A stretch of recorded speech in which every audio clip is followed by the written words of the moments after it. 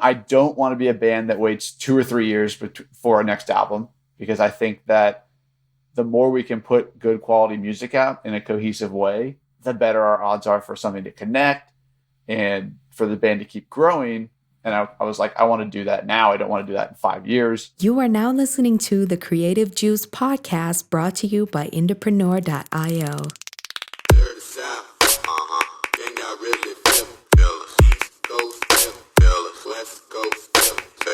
What's up, Indies? Welcome back to the Creative Juice podcast.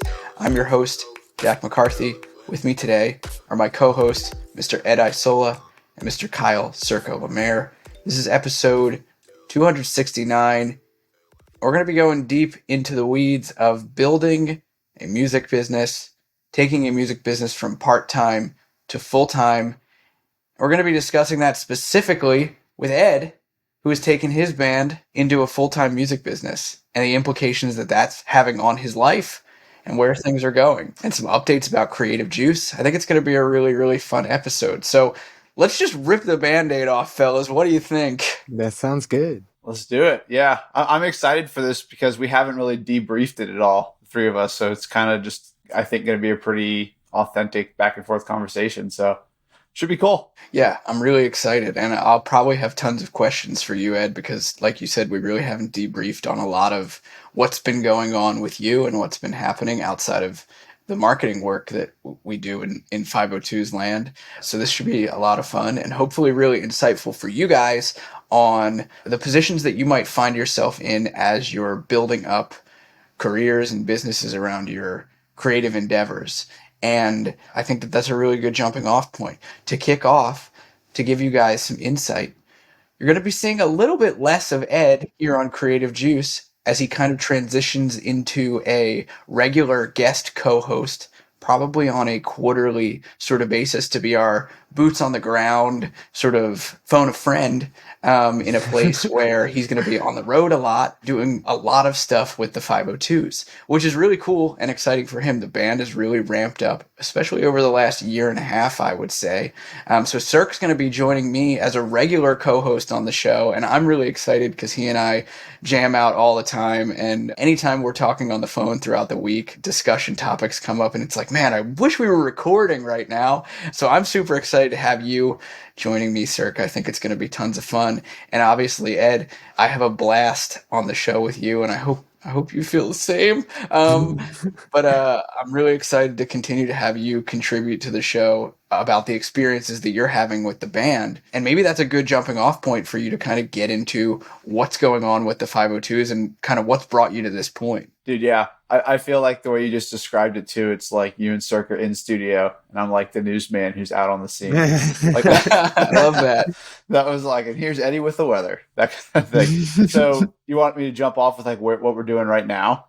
Just kind of what's up with the 502s? Yeah, sure. So, I mean, actively, we just finished recording like a new 6 or 7 song EP last week, and kind of heading into the summer, we've got a bunch of festivals lined up, a bunch of tours, and then we're working on more blocks of touring for like the back half of the year, and then teeing up a new album for top of 2024.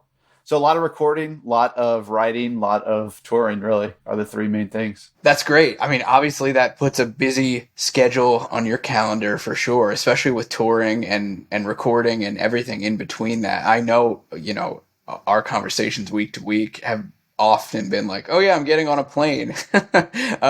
There's been a lot of that these days. I want to kind of talk about what brought you to the place that you're in now. I mean, it's been a year and a half of substantial growth for the 502s, and I think there's a lot for artists who are actively building a business to take from that, especially from the standpoint of you looking critically at your time and being like, I think it's time for me to jump, feet first into this and have this be my full-time thing, in a way that you're stepping back from the podcast, you're stepping back from account management and strategy at IndieX. I'd love for us to just get into the depths of it with the audience in a transparent way, because I think a lot of people find themselves or can find themselves in really similar situations in their own careers, whether they've got a day job or whether they're focused on a number of different projects and one starts to really take off and require a lot of their attention. Yeah, so I'd love to go through kind of what got you to the point where you're at, some of the critical thinking that you went through, some of the questions that you were asking yourself, and where you wound up. Dude, yeah, for sure. I mean, like, I feel like this is maybe the second time that this kind of like, I don't know if you call it like a push comes to shove moment where it's just like, okay, I can't do, I have to make a decision. The first one was when we first started and I was working at the bank, and it was either like I keep working at the bank or I just essentially leave that, go to Europe for this cool tour and see what happens. And so that was a little bit more risky, I would assume. But like leading up to like this most recent decision, essentially, we had the song go well. Like you said, there's been a year of growth. I feel like the main thing that drove my decision was like my ability to be creative. And for a really long time, from over that year and a half where we were growing, it was like I literally had a Google Doc every day that would be like, here's my day from like 7 a.m. to 10 p.m. And like, everything from like working out, account management stuff, 502's business related stuff. It was all just like slotted out to the minute. And as that started to get more and more busy, I started to realize like, hey, this is great. I can like juggle 502's business and marketing business, but I had no time to like write and create. And this is, I mean, you guys are probably more familiar than I am or was at this point. There was a lot of benefit and potential income from like songwriting and stuff like that. And so I started to realize like, okay, well, I'm making a little bit of money from the 502s that can like supplement my bills, but I feel like I owe it to the band to help us keep growing that we need more music, we need more songs. And so that was kind of that was the initial thought of like, how do I free myself up for more creativity and more time to actually like sit and write and collaborate with people and that kind of stuff. And so that was, I guess, the start of my thought process. I can definitely understand and resonate heavily with that, actually, on a very personal level. And I've talked about this on the show before too, is when you get in the weeds of being in a business and multiple businesses, a lot of times you do find yourself creatively kind of zapped. And I'm definitely subject to that on a regular basis. And, as much as I can sit here and preach, like, block out your time for creativity and just get creative, actually putting that into practice personally is really fucking hard. And I feel like something too, like, because we've talked about it before, where I'm not saying like, if you're listening to this, like, oh, if you feel like you need more time to be creative, just like quit everything else. just do that. Quit everything and just drop everything and do that. Like the way that it was building was like, I had my income from marketing and entrepreneur, and I was mostly able to supplement that through streaming via the 502s. And so like that, it was a little bit less, but like it essentially provided a cushion of like, okay, I can pay my bills now via just the 502s, right? It's not like I was making like hand over fist money. I think that's super important, but I was able to supplement my bills. And then once I reached that level, I then maintained both things for like 6 to 8 months where I was like doing both, saving. Then I kind of realized like, well, I'm doing both and it's great to be making double income essentially, but I'm not having any time to like create songs and stuff. And that's what ultimately at that point is driving the business forward. So it was really a thing of like, if there's a scale for me of like going all the way up to the top of like, here's my time, like it's all committed here, it's all allotted for. And then I realized, well, I need a little bit more time to now kind of have a safety net, but now go and write. And so that's, I guess, a clarification of like, not just, I mean, I guess you could, but for me, it was like, make sure I'm okay and then do this and realize the importance of it versus just like, let's do it. Let's have zero income and see how it goes. Yeah. I remember, for those of you out there who don't know, Ed was like the first entrepreneur community member, one of the first with, in the first 10 for sure. And of those was like the purest because, was just getting started with the 502s and hadn't released their debut yet or had just released it. And so was a really great test of like, can this stuff build you up? And I'll say that there's lots of indies who have started where Ed started, but didn't get to where Ed has gotten. So it's a lot of Ed. that, that is responsible for that. But yeah, like it's just such a cool trajectory because, started with us back then. I think within a year or 2 years I remember when you came over to my house, you were quitting your job at the bank, and we had talked about, maybe some contract work for NDX, soon thereafter to sort of supplement things. And then, summer COVID era, went full-time NDX, and now has grown your music business to a point where it's like, I can't do NDX time-wise. And it's just such a cool unfolding of things, you're the quintessential entrepreneur in my view. Yeah. Well, dude, thank you. And obviously, I think the world of entrepreneur, but it's crazy to think about that because like none of it was really premeditated. It was just like you said, I have no experience. I feel like I'm starting from square one, so to speak, and like let's see how this thing works. And then it worked. It being like the album launch in the Fan Finder, and then we just like did it again with another album, and it just kind of kept working. And what was really powerful was like it was myself, but then there's like multiple people in the band, and like you and Jack were super helpful and collaborative too. So there was like this nice communal effort where I never felt like I was just like super isolated. And I also never really had any expectations of what was going to happen. Just like every time, like, well, let's make this super sick and see how it goes, kind of thing, which I think is a good reference point. Two things I want to pull at there is like, for any kind of entrepreneurial endeavor, especially creative ones, it can feel very, very lonely if you are in it alone and you don't have like, a circle, like you said, and whether that's bandmates or whether that's collaborators or a team that you're building. I think there's something to be considered in that sort of sphere that allowed you to go to the place where you are. Like, as much as you are the linchpin behind so much of what the 502s does, not to downplay what anybody else in the band or the team does, but like, I also have watched like the massive strides that you personally have taken to make things go the way they have. It could get really lonely if you didn't have anybody else in your corner. So that's one thing for sure. And the other thing being, kind of getting back to the creative portion, is I'm curious now, with you focusing all of your attention, effort, and energy into the 502s, what kind of role are you finding yourself in the band? Because I know you've worn tons of hats. Yeah, tell us about your new job, dude. Yeah, it's crazy. And one thing I want to say is like about the guys in the band and about you guys too. It's like as you bring people in, I think that like I've always had a super high standard for like maybe even too much of like how often I'm doing 502s related stuff and like how much effort I put into it, where it's like maybe almost borderline obsessive sometimes because I just genuinely enjoy it. The guys that are in the band match that energy. And so that's where it became so powerful, because it's like, well, here's my standard.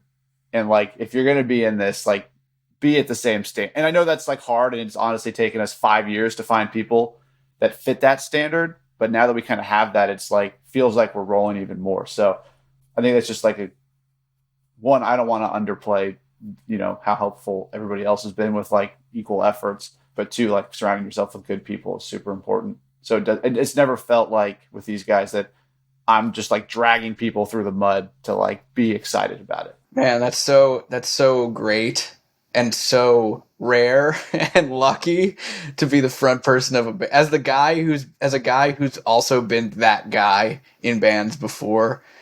Damn, dude, I'm green with envy.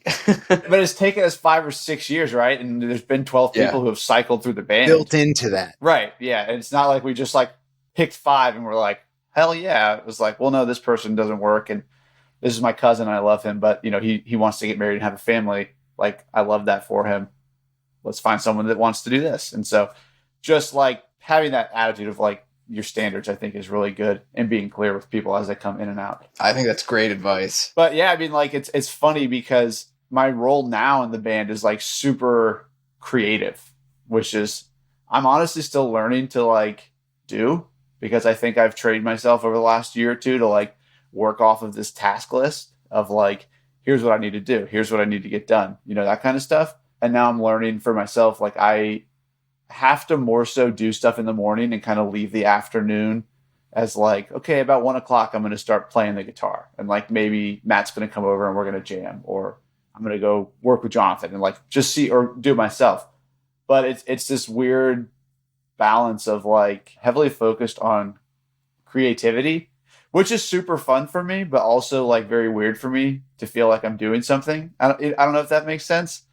Where I'm like, oh, I feel like I historically have been like making sure that the opt-in campaign's going live, or the sales campaign's going live, or like the touring's getting planned, and like all these things that when I started working at the bank, it was like, hey, before you can delegate things and let other people do them, you have to like learn them and know what you have, like what your standard is for them, and then other people can do it. And I feel like that's kind of what the last 2 years have been for me, of like really learning as much as I can about marketing, as much of touring, like all this kind of stuff.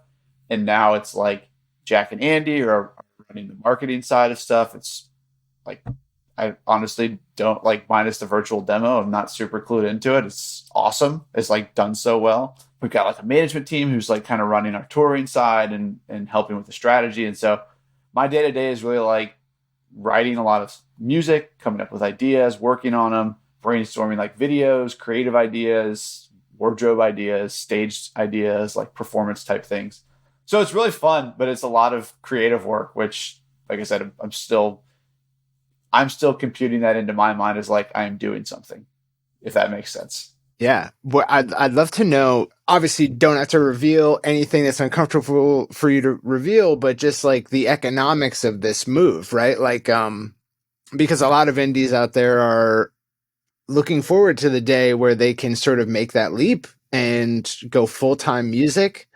You know, what are the economic triggers? What makes you comfortable, or at least, you know, willing to take that leap from a financial standpoint? Totally. Yeah. So from the band, I am making enough that essentially I cover my bills. Like this is from the streaming portion. Like it's not much. I don't have many bills. Like maybe I'm making like $3,000 from streaming, and we leave a lot in the band. Right. But like that is enough to cover my bills.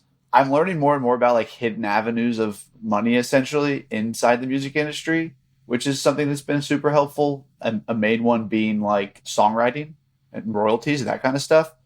That's something I was not really aware about. But if you are writing songs like ASCAP or BMI, that has been a nice source of income of like, it comes like quarterly, but it's been significant enough that I've been like, oh, that's awesome. You know, like this is a super nice padding on top of what I'm making monthly. So there's that.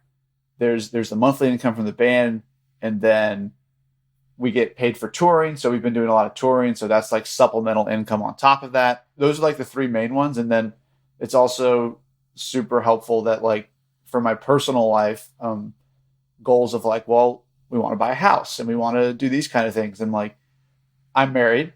There's obviously a lot of conversations around that of like, okay, well, if I make this and you're making this and we're going to make X amount from songwriting, we view it very holistically, right? So it's like we're operating as a team of like, okay, my income's now down a little bit, but we can still save this much and hit our goals here. And so those are the main things, right? There's a lot of considerations, and it wasn't just me. I probably would have gone full-time music way earlier had it been just me, from the fact that I don't spend much money on anything besides like rent and groceries. It's just how I am. But I mean, I think the main, to your question, is like, I looked at my bills and my expenses and I said, okay, what do I need to make to cover that and to maybe save a little bit? And then what are my other supplemental sources of income, which has been the most helpful. That rocks. Mathematically, when you look at it, is there any fear? Is there any trepidation? Or have you sort of calculated things out in advance and sort of like taken a conservative approach to affording of like full-time music? Yeah, super conservative. Like I didn't take any real risks with it, if that makes sense. Like I was essentially in my head like, well, if I switch over financially to 502's full time, what's the bare minimum that I'm going to make? And like I said, it's coming from streaming, right? And essentially we looked and we let like 6 months play out to see where the streaming leveled out and what that meant for our income. So I knew like, okay, the streams are essentially leveled out at this place, which means I'm going to be making this. Like they're not going down any bit more. They might go up, which is great, but super conservatively, here's what I know I'm going to make each month. And we all did that across the board, where it was like, it wasn't even like, what do I want to make? It was like, what can the band afford to pay us all, based off of this super conservative approach. And then we went from that place. And then I made my decision based off of that bottom line alone. I do get like royalty checks from ASCAP and the touring income that I was talking about, but I did not factor any of those things into my decision. I just treat those as like, I essentially put them right in the savings, if that answers your question. Yeah, very cool. I think that's an interesting way to kind of consider financially over time how to make this sort of jump. Because I think you're right. Like, it probably could have been tempting and easy to make a leap amidst virality. The number of times that you guys have gone viral, you probably were like, oh, there's going to be a windfall of money coming in. Like, I should jump now.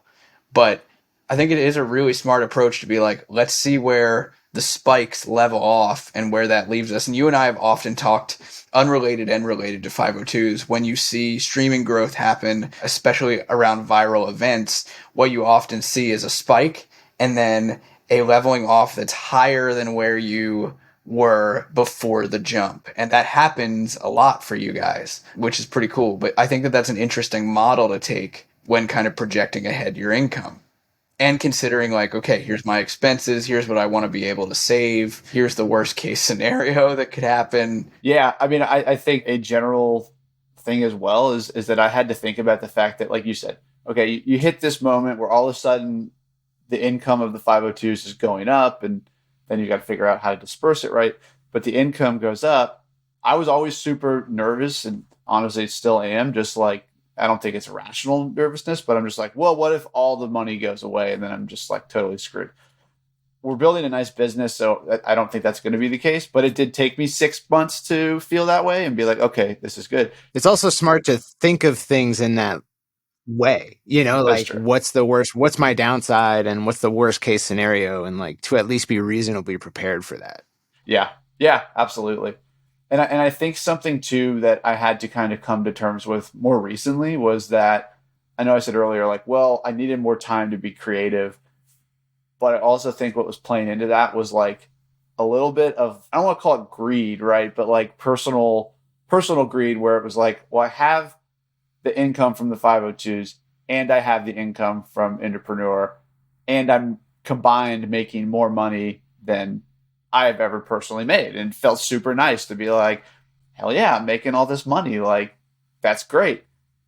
And then I kind of realized, well, but I'm not actually doing the thing. I'm making all this money, but I'm not actually now able to go and create music, which is the thing that ultimately I want to do. So I did kind of have to like, that was a hard conversation for me internally to have, of like, and that's where the financial planning kind of helped me come to that term. But it was not easy for me to be like, oh, okay, well, let me give up this chunk of money just so I can go write songs, and maybe one of those songs does well and then long-term benefit. But that was a weird kind of thing that I think, as your business is growing and as you're maybe going through this process, even if it's where it was like the initial decision, because I didn't go from full time to, you know, guest host on the podcast for Entrepreneur. It was like incrementally going down. All those increments were not easy decisions either, because every time it's like, well, I'm incrementally now giving up another $1,000 a month. I think what I'm getting at is like, you kind of, if you're in this position, you have to kind of start being honest with like, well, what is my goal? What do I want to be doing? And how does this potentially help me in the long term? And for me, it was like giving up short-term spikes of income for writing and creativity, and kind of viewing that as like, one, that's the lifestyle I want to live, and two, if another song goes super well, which I feel like it will, then there's a long-term financial benefit to that as well. So I'm just kind of running through all the thoughts that I had, and I know it's a little bit all over the place, but no, it's great to get insight into. Yeah, I think it's really cool to kind of hear you say them out loud too. I'm curious, like, apart from, talking with people and talking with your wife and people in your close circles, like, have you gotten to like debrief like this out loud? No, not really. Yeah, I feel like it's not often something you get to do in situations like this. So it's really cool to kind of explore it. I have two questions for you. On the front of feeling, or seeing that you were in a place where I'm not doing creatively the things I need to be doing. It's interesting because I feel like you have found yourself in a role that's kind of like the chief creative officer at the 502s. And I'm curious, were you seeing that from the standpoint of the band is running out of music and creative ideas, and that's why I need to jump into this role? Was it and I guess as a follow-up question to that, like, was it a conversation that you had? Was it advice that you were given that was like, this is the spot that you should be in? Or did you kind of just naturally come to it? I guess it's a three-part loaded question. Like, did you see a lack of, or like a desert in the horizon of music? Were you, kind of steered in this direction externally by mentorship or someone on your team, or did you just kind of like land here and was it like, this is what I want to be doing? Yeah, I think I just kind of landed there. And obviously, I mean, ever since the band has formed, people have always been like, you need to write consistently. You should be writing consistently. You should, and I've never done that. I've always just kind of operated in like, okay, I've got an hour, let me do it. But I've also never been super systematic about how I've done music. I've just like got the guitar and been like, oh, idea came today. That's awesome. I think it was driven more so by my internal thoughts of like, projecting out, well, what's the next 12 months look like? What do the next 18 months look like? And what typically works the best for us? And I felt like, well, we make good albums, but a lot of that, like you said, kind of comes from the core, from the beginning for me of like, what's the vision for this album? What's the vision for how we're going to market it? What are the songs about? Like, I've always tried to make the album super cohesive. And so I was just finding that I had time to write, but I didn't feel like I had time to write a cohesive album or cohesive songs or things that, maybe I felt like maybe I wasn't living my life as much and therefore getting experiences to write about. So it was just kind of that combination of like, I feel like I need more just like freeness to live, to have content to write about, and also being able to like sit down and kind of say, okay, here's what the vision for the album is, right? Because when we did the very first album, I was working 40 hours at the bank, and like, respectfully, working at the bank was not very hard or time consuming. There was maybe like 2 hours of work a day. So I had a lot of free time to kind of like think about the album and do like stuff like that. The second album was really written over the course of like 2 years, which is a long period of time. Big difference. Right. You have a long time. And the first album was written over like 4 years with no time crunch. And so then to your point, Jack, or your question is like, I felt like, one, I don't want to be a band that waits 2 or 3 years for our next album, because I think that the more we can put good quality music out in a cohesive way, the better our odds are for something to connect and for the band to keep growing. And I was like, I want to do that now. I don't want to do that in 5 years. That was kind of what was driving it. I think that totally makes sense, especially given what you guys have seen in terms of audience growth. Like, you put music out and people like it. So it's like, lean in and do more of that, And that's kind of fed into like the streaming side, but also like the touring side of things, where I've talked before about how I feel about touring. And like, I think that when you're really an early band, touring, and I think this way even more now, doesn't make much sense. Like, you're going to go out and you're going to lose money and it's going to be really hard. And I know we've kind of come up with some ways at IndieX where you can do tour marketing, and that has been super helpful to us.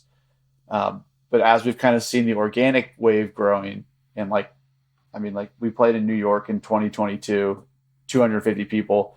And we played a year later, this March, it was like 1,000 people.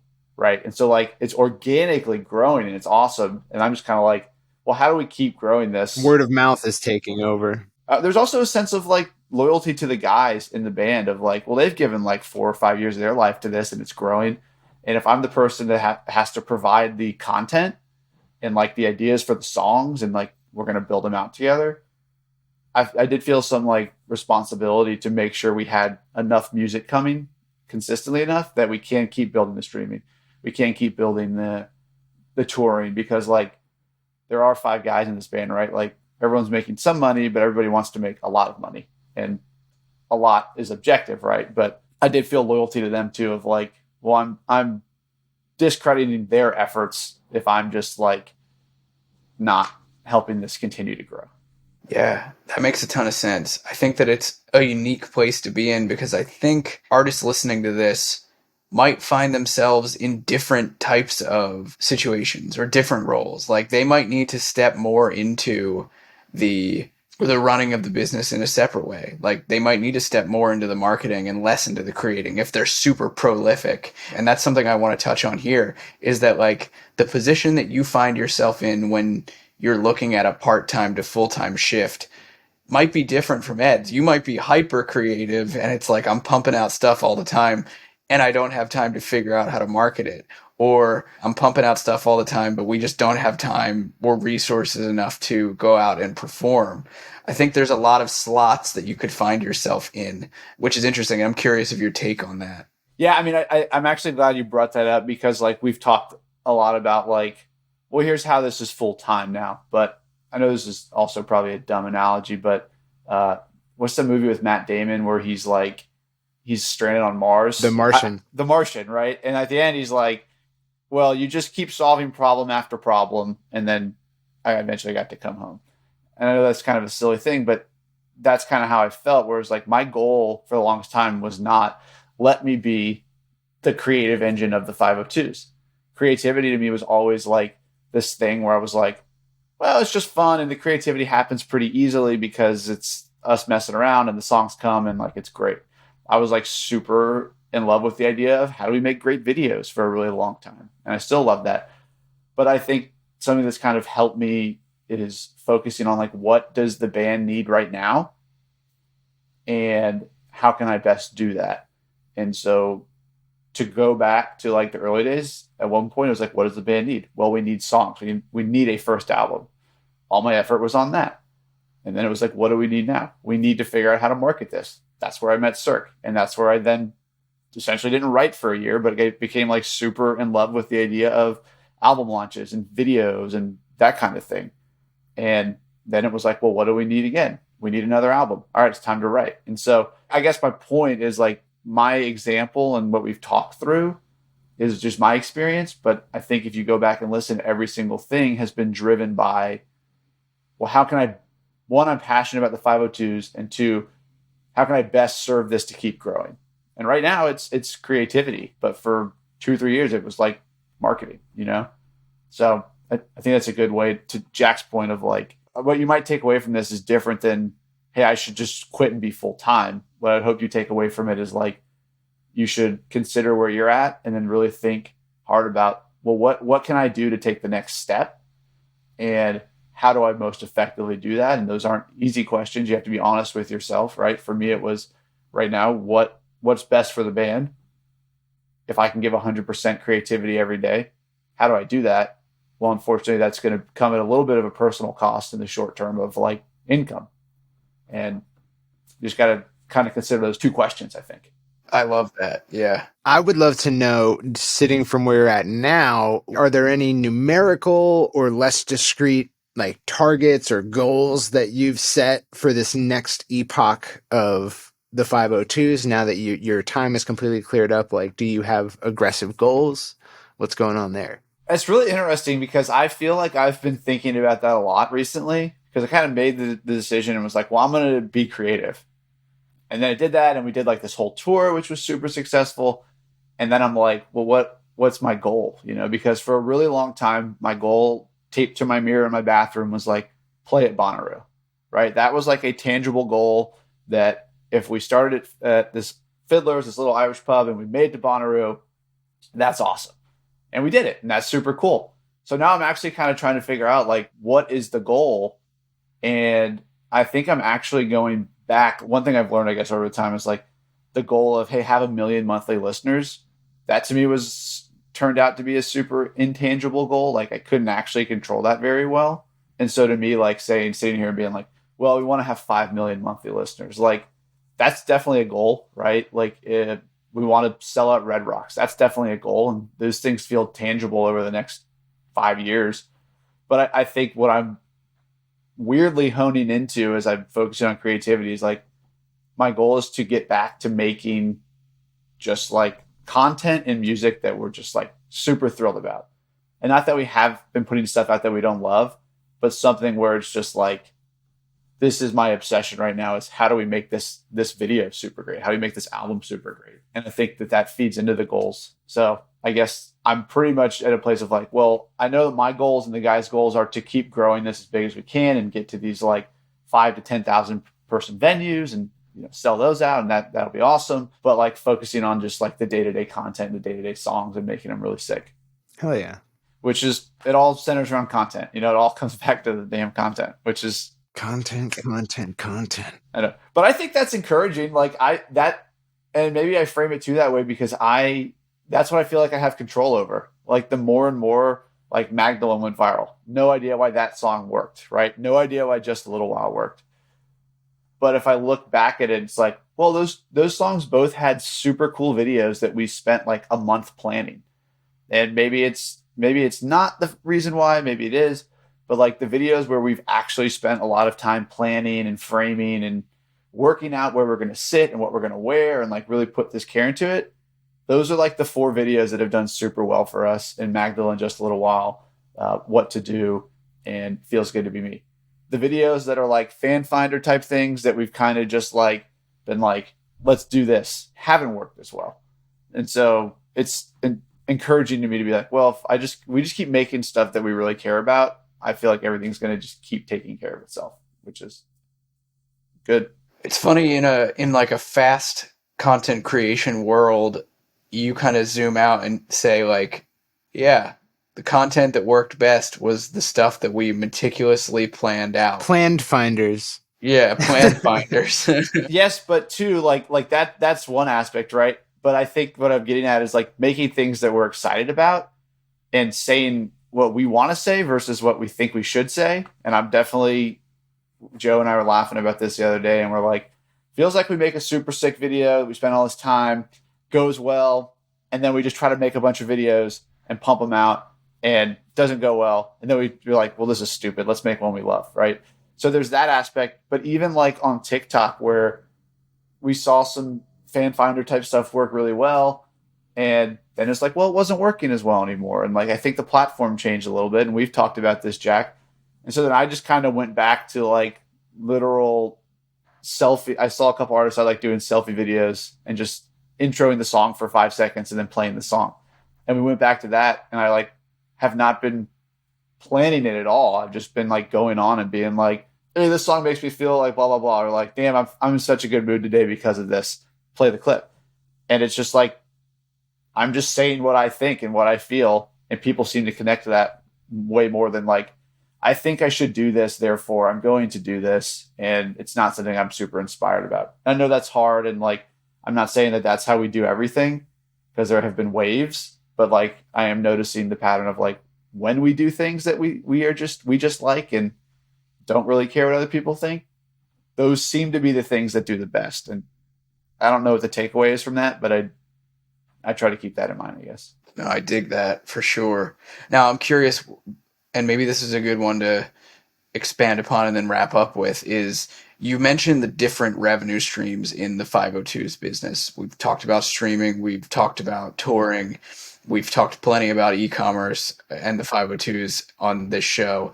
But you mentioned writing royalties. Are you personally now exploring songwriting outside of the 502's as kind of a supplemental thing? And I think that this is my reasoning in asking this question has to do with just looking at the music industry from an entrepreneurial perspective is like, as you're shifting income streams for yourself, are you also, finding that, okay, I'm writing, I'm staying creative, and that's my lane right now, that's my role. But for things that don't go to the 502's, am I finding more purposes for them or other ways to make money off of those? I guess my real question is like, are you writing for other artists? I haven't, but I think that like This is, I think, actually really important to understand because I equated money in music to streaming. Like, that's what I thought. That's where you make money, is from the streaming. Comes to find out, like, that's not where a lot of people make most of their money. It's where they make passive income. But, like, big acts that tour and don't go crazy with, like, the number of stagehands or production, that kind of stuff, that's where they make money. E-commerce is where they make money. And songwriting royalties and publishing rights and deals is where they make money. And so, like, that was just really eye-opening to me, where, like, historically I would write a song and I would say, this isn't, like, if it wasn't a 502 song, I would just be done with the idea, essentially, and be like, I'm not finishing this because I know we're never going to record it. So what's the point? I'm now like, if I have an idea, I will write it and I will finish it. And I just am like, well, it's not a 502 song, but, like, might be for somebody else, you know? So, like, that's something that, like, our management has started kind of helping me line up, is like, hey, it'd be cool if you just, like, go and co-write with this person and get to know this artist. It's essentially, I feel like, the artist version of networking, but it's cool. And so my point to that, Jack, is like, no, haven't written for anybody else, but I do have ideas, and I'm like, we're never going to release this song, but, like, if I ever wrote with somebody, it'd be nice to bring this idea and be like, oh, this is cool. And so I'm just kind of collecting these ideas, now understanding that, like, every song that I do finish, if I think it's good, could be either for us or for somebody else, like, an avenue of revenue, which is cool. I mean, like, John Bellion just did the entire Jonas Brothers album, Justin Bieber album, and it's like, how much money did he make off of those things from helping produce and write them? I never thought about it before, but it makes a lot of sense. I would love to know, like, one is, well, just to comment on that, like, you should consider going as far as to demo those, because a big part of selling songs you're not going to do yourself is just having workable demos. But also, you know, this is coming from a guy who will record and release anything regardless of genre, but you should try releasing them as 502s. You never know, you know?